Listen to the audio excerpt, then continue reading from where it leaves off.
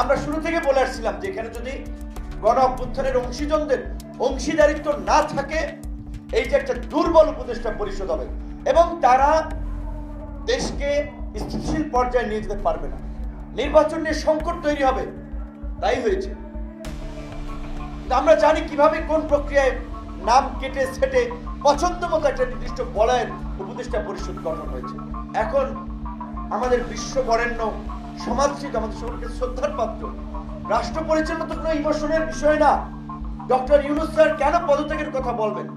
আবার আমরা জানি না যে আসলে তিনি পদত্যাগের কথা বলেছেন কিনা।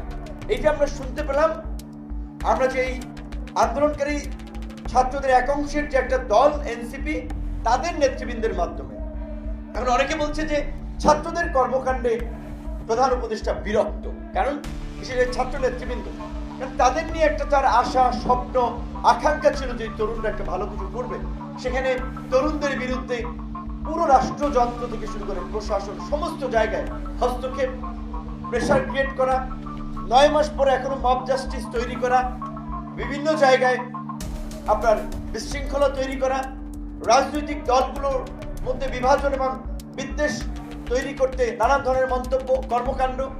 আলটিমেটলি যে জুলাই গণ অভ্যুত্থানকে কেন্দ্র করে যে একটা জাতীয় ঐক্য তৈরি হয়েছিল, সেখানে একটা বিভাজনের রেখা স্পষ্টতই দেখা যাচ্ছে।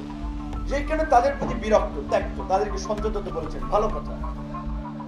কিন্তু আপনাদের তো রিয়েলিটি বুঝতে হবে, প্রধান উপদেষ্টার আশপাশে যেসব উপদেষ্টারা আছেন, জুলাই গণ অভ্যুত্থানে এটা কোনো বিপ্লব, একটা পরিকল্পনা মাফিক কোনো বিপ্লব ছিল না।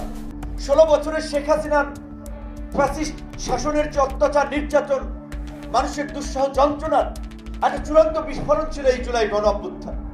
সেখানে যদি আমরা কেউ ভেবে থাকি যে না, এই কয়েকজন ছাত্র নেতাকে দিয়েই এই সরকার কিছুদিন টিকিয়ে রেখে আবার একটা দল তৈরি করে সেই দলকে আবার নির্বাচনের মাধ্যমে ক্ষমতায় আনা হবে, মানে রাষ্ট্র ক্ষমতার লিগ্যাসি ক্যারি করে এটাকে একটা দীর্ঘায়িত করা, রাজনৈতিক দলগুলো তো এটা হতে দিবে না।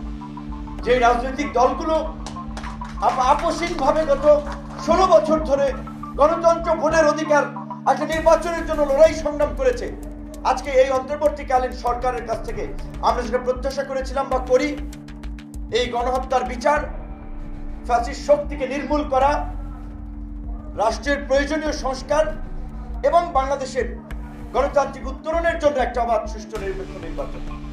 আজকে নির্বাচন নিয়ে কথা বললে সেইটা নিয়ে উপদেষ্টাদের কোনো সুস্পষ্ট জবাব নাই। এমনকি প্রধান উপদেষ্টার কাছ থেকে তো আমরা সুস্পষ্ট জবাব পাইনি। ডিসেম্বর থেকে জানুয়ারি, এইটা কি কোনো একটা স্পষ্ট রোডম্যাপ রূপরে